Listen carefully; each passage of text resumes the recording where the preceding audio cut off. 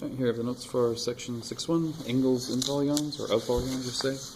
So there's our main ideas, some of the measures of the interior angles, and then some of the measures of the exterior angles, and vocab is just a diagonal. So, one vocab word, diagonal.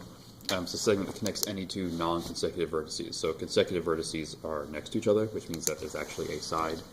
So if you think about pentagon, so non-consecutive would be like from there to there, because consecutive would be that guy and that guy, which is actually a side, not a diagonal. Okay, so here we have theorem 6.1, which is the interior angle sum. So what it says is this equation is the important part, s equals 180 times n minus 2. So the sum of the interior angles is equal to 180 times the number of sides minus 2. So as long as you know the number of sides, you can figure out the sum of the angles. So example 1 here, pattern families assembling hexagonal sandbox. What is the sum of the measures of the interior angles? So my equation is s equals 180 times n minus 2. That's a hexagon. So n is 6. So for hexagon, so s is equal to 180 times 6 minus 2. S is equal to 180 times 4. So s is going to be 720 degrees. So you can also work in reverse. If you know what one of the angles is, you can go backwards to find the number of sides. So the measure of an interior angle of a regular polygon is 108 to find the number of sides. So we're actually going to start with the same equation. So the thing is, if we know that one angle is 108, we actually can figure out what s is. Because 108, if it's regular, if you multiply that by the number of sides you have, that's the value of s. That only works for a regular polygon. So this s is going to become 108n, and on the right I can distribute, so that's 180n minus 360.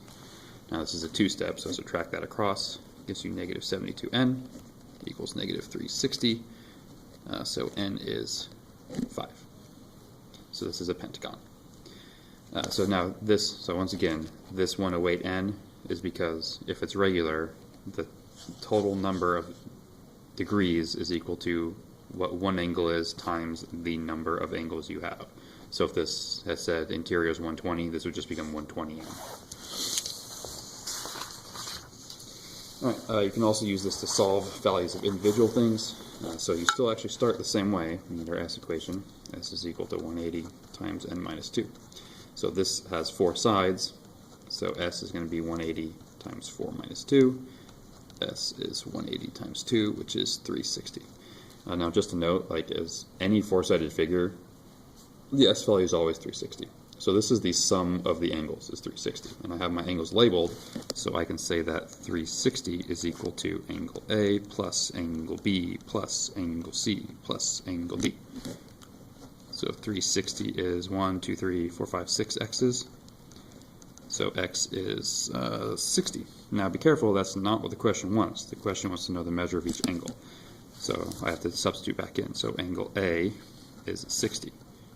Angle B is 120, 2x. Angle C is 120. Angle D is back to being 60. Okay, last theorem we have for the section deals with exterior angles. So if a polygon is convex, the sum of the measures of the exterior angles is 360. So what that means is you can actually set up an equation. An exterior angle is equal to 360 degrees divided by the number of sides you have. And if you actually know an exterior angle, you can find the interior angle, because if you look at the picture, kind of hard to see, but an exterior angle and the interior angle make a straight line, which means that an interior angle is equal to 180 minus an exterior angle. So if you can find an exterior, now this isn't the sum of the interiors, this is each individual interior. So if it's regular, they'll all be the same. And this brings us to the last example. So you've got this figure, find the measure of an exterior and interior angle. So there are 8 sides. So the exterior angle is going to equal 360 divided by 8, which is 45 degrees. So the interior angle is equal to 180 minus the exterior, so minus 45. So it is 135 degrees. And that's the end of the section.